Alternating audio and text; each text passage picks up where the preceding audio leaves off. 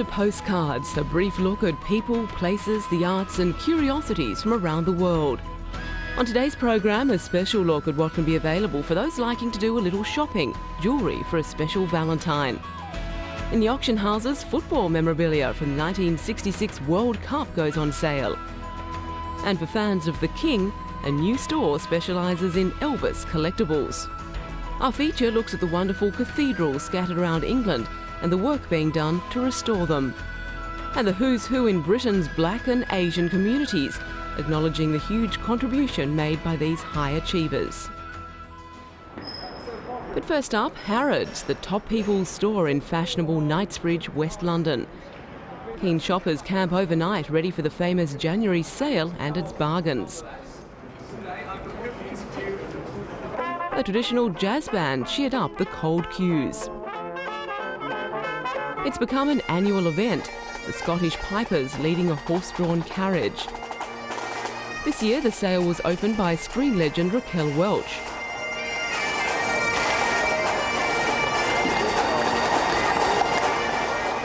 Harrods owner Mohammed Al Fayed was there to greet her and escort her into the store, followed by a crowd of frenzied shoppers breaking into a run.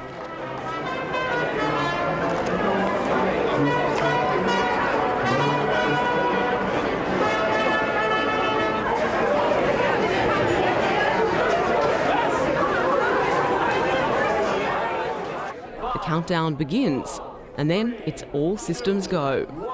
0, the sale's open, happy shopping. By 9 a.m, when the doors opened, the queue of customers stretched around the building, and within half an hour they had spent more than $500,000. Shoppers came from all over the world in search of bargains.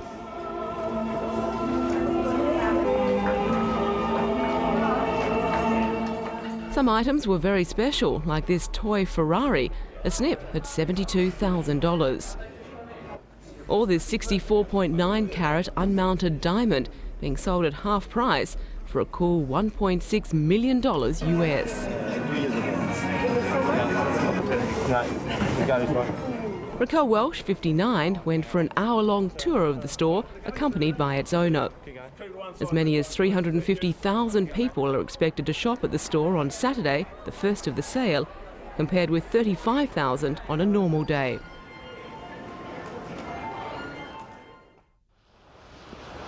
It's hardly romantic, but inside, away from the rain, there's a treasure trove of jewellery. Auction house Bonhams annually holds a Valentine's Day sale. There's something here to suit every buyer. From this topaz and pearl brooch to a pair of cufflinks. Lovers can even wear their hearts on their sleeves with these tokens. Above all, the sale is accessible to the non-collector looking for a genuine token of affection. The range is broad and most of the items are relatively inexpensive, ranging from small items at $300 to $500 US up to items at around $3,000. Hearts in every shape and size abound, as bracelets, brooches and lockets. It's a case of, if jewellery be the food of love, bid on.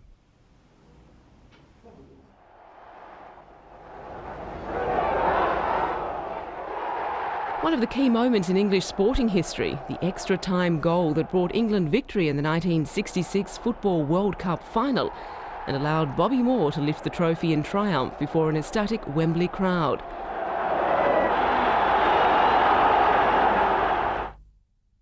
Mementos of that championship recently went on sale in London.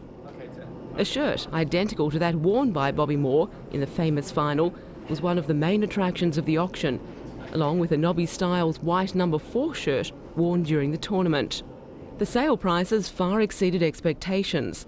Styles' white shirt went for nearly $5,000 US. The auction pulled together memorabilia from the earliest days of international football. And it's not only international memorabilia that proved popular. This signed team photo of the Manchester United team, which lifted the European Cup in 1968, went for over $2,000. There were club shirts too, signed by the stars. This time buyers could submit their bids to the auction by the internet. A specialised television channel also carried it. This was the second auction associated with the auction channel. A high percentage of the items were sold either through the auction channel itself or through the internet, opening up the sale to collectors around the world.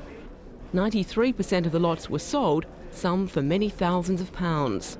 Programs of matches from 40 and 50 years ago proved to be valuable draw cards. But the biggest sum, $12,880, was paid for a memento of the Manchester United side of 1957-58, including photos, signed programs and match tickets.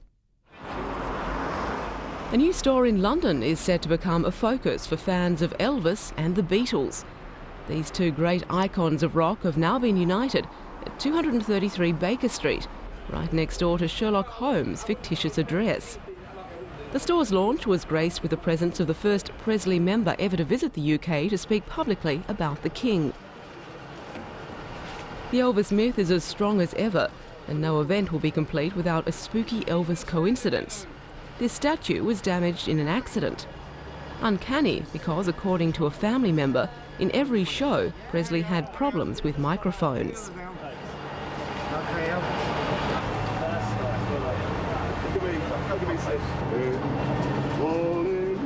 Elvis's first cousin, Donna Presley Early, is the daughter of Elvis's Aunt Nash, Vernon's sister. Her book, Elvis: Precious Memories, has its worldwide release in London. Donna will be helping to recruit Elvis lookalikes and sound-alikes, who'll be conducting the first London rock and roll sing-along bus tours to operate from the shop. Well, it's a 1 for the money, a 2 for the show, 3 to get ready. Now go, cat, go, but don't you step on my blue suede. As Elvis never made it to Britain, Bobby Memphis says his tribute show is to give British fans something they're missing. Elvis Lee Yours owner, manager and all-round Elvis expert Sid Shaw wants to get London singing. He says the music of Elvis had a very special quality. There's something very soothing, very therapeutic in Elvis's voice. The legend, the legacy, the T-shirt. Operators hope the new location will become the capital's centre to the King and the Fab Four.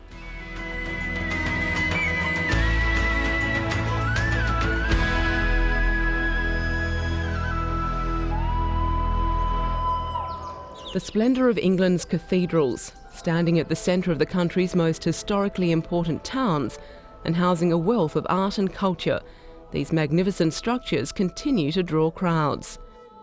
Canterbury Cathedral has been a place of worship since before 597, when St Augustine became the first archbishop. Throughout the Middle Ages, pilgrims from all over Europe wended their way to Canterbury to worship at the shrine of the murdered Archbishop Thomas à Becket. As a result, the cathedral, with its magnificent structure of French limestone, called cane stone, prospered. Today, the cost of maintaining such a building is enormous. Canterbury has spent over £12 million, nearly $20 million US, on masonry repairs over the last 3 decades, tackling 3 main problems. Acid attack from lichens is the most obvious, but more insidious is the black stain of years of pollution from charcoal fires and a nearby gasworks. The stonework is affected because it's porous, absorbing and releasing moisture. The carbon products and others on the outside are sucked into the stone. Some of them come out, but eventually they build up a crust on the stone and that blows out. Cleaning reveals a multitude of sins beneath. The masonry has been weakened by the introduction of Portland sand cement in the mid-Victorian era. Ironically, it was considered a strong weathering material that would strengthen the building. In fact, it's so dense, moisture can't escape through the joint and is forced to seep through the stone's surface, exacerbating the acid problem. As much of the sand cement as possible is raked out and replaced with a lime mortar. New stones are fixed with the same material. The lime products, which have been reintroduced, will migrate through the stone and strengthen it. Between 10 and 15% of the surface has to be restored. Some of the stone has the original mason's mark and toolings on it from 1180 and 1182. On the upper 6 to 8 metres of the wall, where the scaffolding of the Victorians couldn't reach the roof, the stone was in perfect condition, just as it was left in traditional form. However, below, where they restored and worked on it, it was in poor condition. Much of the work centres around correcting the well-meaning efforts of previous restorers, who did the best with what was available at the time, but the choice of Dolting stone from southwest England to renew the Candle Tower spire in the 1920s was another big mistake. The grainy stone proved totally unsuitable to the environment and has weathered poorly in the frosts. It's literally crumbling away and will be totally replaced. It will mean losing these beautiful hand-carved gargoyles. No amount of restoration could adequately preserve them, but they will be replaced with something equally charming. The cathedral's team of stonemasons are handworking the Candle Tower stones, and Paul Ellis is carving new gargoyles. The masons are given free rein on the decorations. Paul says the images just pop into his head and he carves without a guide or drawing. Most of the work is done like the medieval mason did, a free interpretation, so it's a work of art again. It's a labour of love for these masons. Many of them have worked on Canterbury Cathedral for 2 decades. The building has been developing and changing since the first stone was laid in 597, and Canterbury is fortunate enough to be able to fund its works programs through donations invested from a 1970s appeal. Other cathedrals have not been so lucky. Restoration is costly because of the scarcity of quality materials and expertise required, and there's a limit to money a congregation can raise from cake stalls and parish functions. In the case of Ely, north of Cambridge, the Romanesque cathedral was in serious need of repair in 1986. Restoration work commenced with not a penny in the coffers. Parish appeals raised $6.5 million, but then disaster struck, perhaps even an act of God. Quite unexpectedly, there was a hurricane in 1987. There was a 90-mile-an-hour gale which blew in windows of the octagon and did a great deal of damage in the higher reaches of the cathedral. The English Heritage Society has come to the rescue of many cathedrals, including Ely, with its Cathedrals Grant Scheme, totalling $123.2 million over the last decade. Ely has replaced vast amounts of wood, glass, stone and lead, and is planning a Thanksgiving banquet this summer to celebrate being the first cathedral to complete its extensive works under the scheme.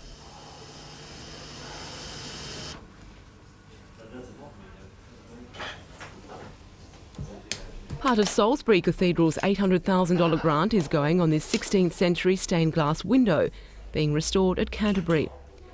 Victorian restorers leaded over cracks even if they disfigured the artwork. Today the false leads are removed, cracks cleaned and modern adhesives syringed into the gap. By lining up the glass, the crack will be almost invisible. Today's approach to restoration is preservation of the original rather than intervention. The bores and profile motifs, however, show an earlier thinking, which was to maintain the complete picture of glass at all costs, even if it meant sacrificing pieces of original artwork.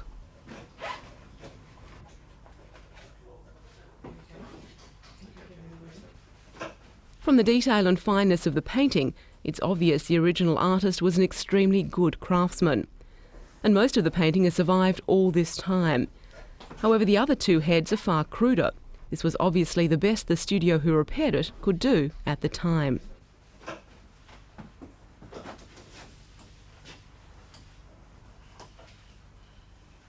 Derek White marvels at the craftsmanship of the ruby glass curving around the stag heads ground out by hand. Today, modern grindstones would do the job. Salisbury has ordered no repairs, just cleaning, as it wants to preserve the imperfect work of former artisans as part of the window's history. Built on a Benedictine monastery in 178 to commemorate Britain's first Christian martyr, St Albans Cathedral today contains one of the country's earliest vaulted wooden ceilings. English Heritage money has restored its structure and painted ceiling. These wall paintings have suffered the misguided restoration of last century, which ultimately caused their greater deterioration. One of the techniques was to put a layer of wax over all the surfaces, but over time that's collected dirt and moisture builds up behind, which is very damaging to the surface of the painting. While these paintings won't look any brighter, they will be cleaner, more stable and in better condition. With such treasures to preserve, works programs carry on, and English Heritage will continue its support, handing out a further $4.8 million for the next few years. English Heritage says the grant scheme has breathed new life into England's 61 cathedrals. As major repairs near completion, many are in better condition now than ever. Works on such a grand scale certainly won't be necessary for another 100 years, ensuring these awe-inspiring buildings remain important as places of worship, serve as museums and galleries, and thrive as the nerve centre of communities that they were always intended to be.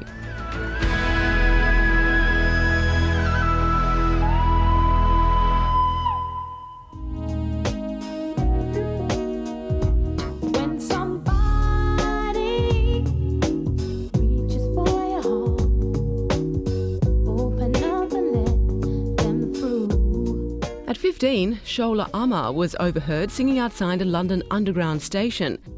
5 years later, she's one of Britain's top vocalists. She's just one of the entries in a newly published guide to high achievers from Britain's Asian community.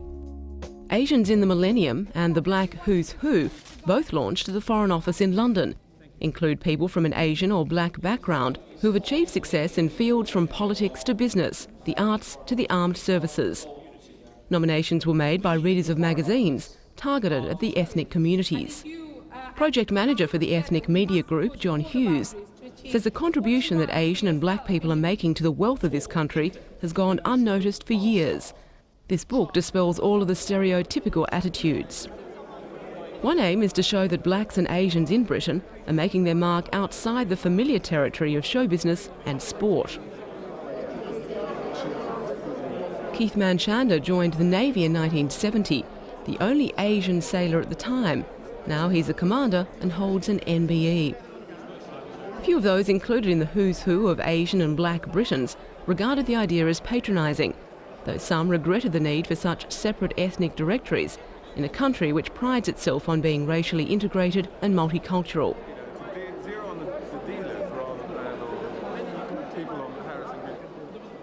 Perhaps in a few years there'll be just one British who's who, representing the high achievers in all sectors of British society, regardless of racial background. Meanwhile, in another part of London, this lineup represented the changing face of the Asian business community. These young second and third generation Asians have made their fortunes in the new economy, telecommunications, computer software and the internet. They're 6 of the 47 new entries on this year's list of the UK's 200 richest Asians, compiled by the Eastern Eye. During the 4 years since the Asian newspaper has published the list, there's been a marked shift from traditional Asian pursuits of wholesaling, textiles and the food industry. The combined wealth of these 200 individuals is a staggering $17.2 billion, an increase of 40% on last year.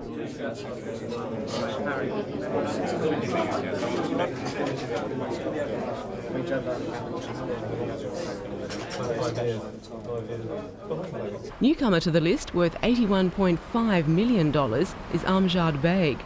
Based in Manchester, he drove a taxi, bought and sold cars and worked in the property market, before recognising the value of must-have technology like mobile phones. The explosion in the industry has given rise to many phone company outlets, but the Phone People, in which Mr Beg owns a 50% share, aims to differ from its competitors. With 120 outlets across the UK and a staff of 400, the Phone People turned over $40 million last year, with $3.2 million clear profit.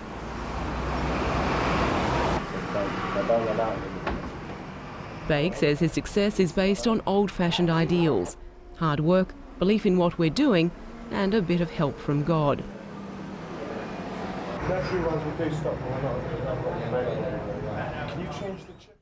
Britain's richest Asian, however, belongs to traditional heavy industry.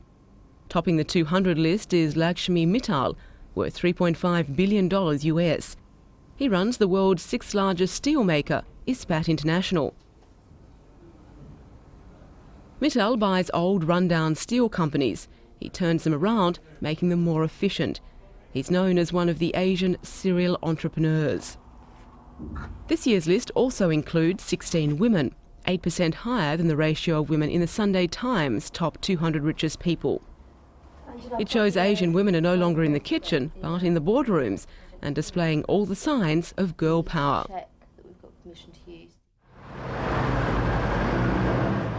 London taxi drivers have again demonstrated their concern for the environment, with the launch on the capital streets of the first commercially available gas-powered cab. August '98 saw the first green cab in use, which runs on an electrochemical engine producing zero emissions. But this initiative means taxi drivers who already own a diesel cab can have it converted to run on LPG, which produces 75% less emissions than diesel. London's largest taxi cab dealer, KPM UK, will in effect give the cab an engine transplant, replacing the Japanese diesel engine with a British-made LPG engine. KPM UK teamed up with a British alternative fuels developer and British automotive engineering company Janspeed to provide the solution which dealt with a number of development problems. The old engine used diesel and was neither reliable nor efficient. The potential in alternative fuels was recognised and a new engine developed. With those problems solved, the government backed the project and is paying 75% of the costs of conversion.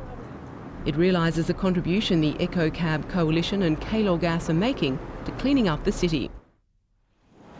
With LPG currently selling for about 40 pence a litre, about half the price of diesel, cabbies will be saving between £50 to £70 per week on fuel.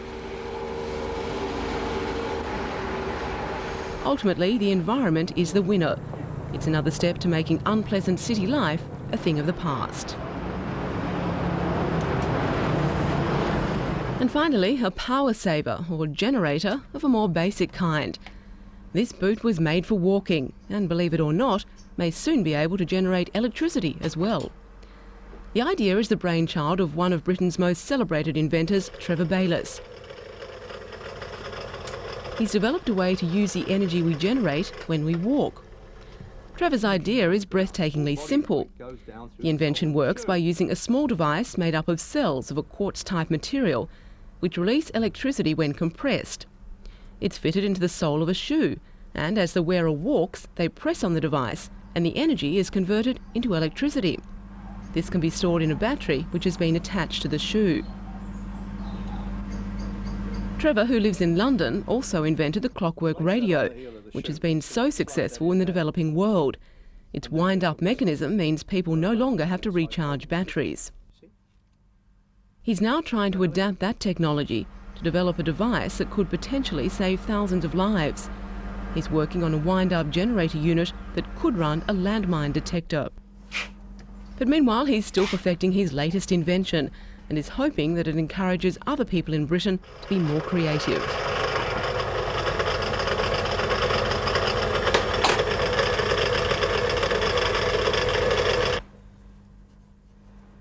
Trevor has already had some very positive responses to his power shoes. You never know, one day soon you could be wearing a pair to power your mobile phone.